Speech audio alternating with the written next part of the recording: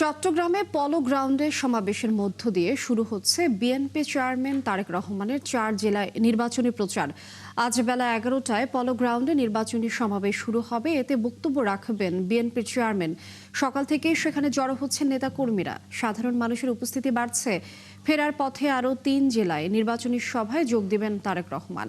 প্রথমে সমাবেশ করবেন ফেনী পাইলট কলেজ মাঠে, এরপর কুমিল্লায় বিরতি নিয়ে 14 গ্রাম, সদর দক্ষিণ ও দাউদকান্দিতে 3টি জনসভায় বক্তব্য রাখবেন তারেক রহমান। তার দিনের শেষ কর্মসূচি হবে সোনারগাঁয়ের কাঁচপুরে। সেখানে পথসভায় যোগ দিয়ে জেলার 5টি আসনের বিএনপি প্রার্থীদের পরিচয় করিয়ে দেবেন বিএনপির চেয়ারম্যান। কালার এক্সপার্ট এবং ডার্ক জ্যাপ সমৃদ্ধ অরিক্স অ্যাডভান্স ডিটারজেন্ট পাউডার আপনার লন্ড্রি এক্সপার্ট। তারুণ্যের অহংকার তারেক রহমান চেয়ারম্যান নির্বাচিত হয়ে চট্টগ্রাম আগমন উপলক্ষে আমরা চট্টগ্রামের 16টি আসনের মধ্যে আমরা প্রত্যেকটা নেতাকর্মী উজ্জীবিত। আজকে চট্টগ্রাম ঐতিহাসিক পলো গ্রাউন্ড ময়দানে মানুষ ভরে যাবে ইনশাল্লাহ। ঢাকায় কি মানুষ হয়েছে তার চেয়ে বেশি চিটাগাংয়ে মানুষ হবে। তারেক রহমানের আগমনে চট্টগ্রামে রাস্তায় রাস্তায় মানুষ ভরপুর হয়েছে। চট্টগ্রামে বিএনপির চেয়ারম্যান তারেক রহমানের সমাবেশের আরো খবর দর্শক আমরা জানবো। সরাসরি এই মুহূর্তে যুক্ত হচ্ছেন শফিকুল হক। শফিকুল, জনসভার আনুষ্ঠানিকতা কখন শুরু হবে, কত নাগাদ এসে পৌঁছাবেন তারেক রহমান, কি তথ্য আছে এই মুহূর্তে আপনার কাছে, বিস্তারিত জানিয়ে দেবেন।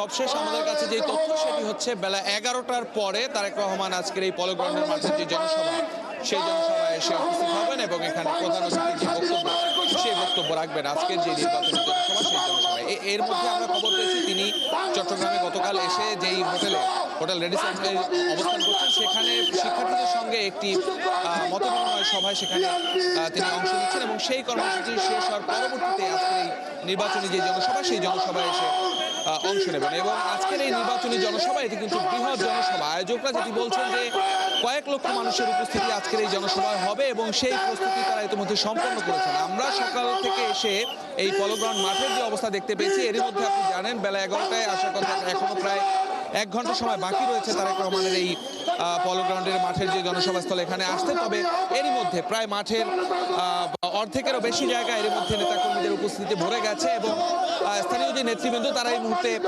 সভা মঞ্চে বক্তব্য রাখছেন। আজকের এই নির্বাচনী জনসভা মঞ্চ থেকে বিএনপি চেয়ারম্যান তারেক রহমান এই চট্টগ্রাম, কক্সবাজার, রাঙামাটি, খাগড়াছড়ি সহ বান্দরবান সহ আশপাশের যে সংসদীয় আসনগুলো রয়েছে সেই সংসদীয় আসনের প্রায় 23 জন বিএনপি মনোনীত প্রার্থী যাদেরকে এখানে তিনি পরিচয় করে দেওয়ার কথা রয়েছে এবং এই পরিচয় করে দেওয়ার মধ্য দিয়ে তিনি আগামীর বাংলাদেশ নিয়ে তার যে পরিকল্পনাগুলো সেই পরিকল্পনাগুলো নিশ্চয়ই তার এই নির্বাচনী জনসভার যে প্রধান অতিথির বক্তব্য রাখবেন সেই বক্তব্যের মধ্যে তিনি বলবেন এমনটি ধারণা করা হচ্ছে। এবং আমরা এর আগে যে সিলেটে এবং গত পরশুদিন ঢাকায় যেই সমাবেশটি অনুষ্ঠিত হয়েছে সেসব জায়গায় আসলে বিএনপির যে হাতে নেওয়া পরিকল্পনাগুলো, ফ্যামিলি কার্ড, কৃষক কার্ড, ফার্মার্স কার্ড সহ স্বাস্থ্যসেবা নিশ্চিত করা সব আগামীর বাংলাদেশে একটি সুখী সমৃদ্ধ বাংলাদেশ করার জন্য বিএনপির যে পরিকল্পনাগুলো সেই সব বিষয়ে কিন্তু তারেক রহমান বরাবরই বলে আসছেন। আজকেও ধারণা করা হচ্ছে এখান থেকে তার সেই ধরনের বক্তব্য মানুষ শুনবে। এমনকি এখানে যারা উপস্থিত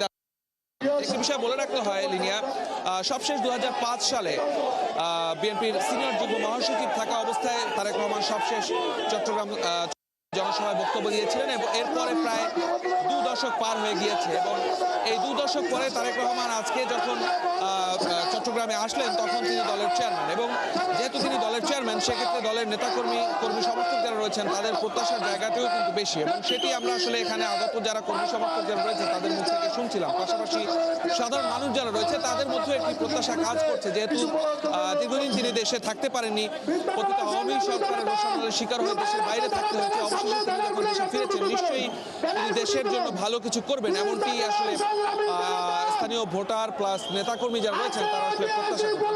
এই পলো গ্রাউন্ডে জনসভা শেষ করে এখান থেকে তিনি আরও ঢাকায় ফেরার পথে আরও 3টি জেলায় 5টি সমাবেশে অংশ নেওয়ার কথা হয়েছে। এখান থেকে তিনি সরাসরি ফেনী চলে যাবেন, ফেনীর একটি জনসভায় অংশ নেবেন, পরবর্তীতে কুমিল্লায় আরও 3টি জনসভা হওয়ার কথা রয়েছে এবং সবশেষ নারায়ণগঞ্জের কাঁচপুরে আরও সবশেষ যে জনসভা আজকের সেই জনসভা অংশ নিয়ে তিনি ঢাকায় ফেরার কথা রয়েছে। তো এখন পর্যন্ত আসলে নেতাকর্মীরা আসছেন এবং স্থানীয় নেতাকর্মীরা তারা মঞ্চে আসলে অবস্থান নিচ্ছেন এবং যেই 23 জন বিএনপি মনোনীত প্রার্থী যাদের আজকে এই মঞ্চে পরিচয় করে দেবেন তারাও ধীরে ধীরে আসতে শুরু করছেন। ধারণা করা যাচ্ছে যে 11টার মধ্যে আসলে আনুষ্ঠানিকভাবে এই সমাবেশটি শুরু হতে যাচ্ছে। আমরা রয়েছি সমাবেশ স্থলে, পরবর্তীতে হয়তো খবরে হয়তো তারেক রহমান আসলে আরো নতুন আপডেট এখান থেকে আপনাদের দিতে পারবো। শফিকুল হক, আমরা দেখছিলাম যে এক পর্যায়ে উৎসব মুখর পরিবেশ তৈরি হয়েছে।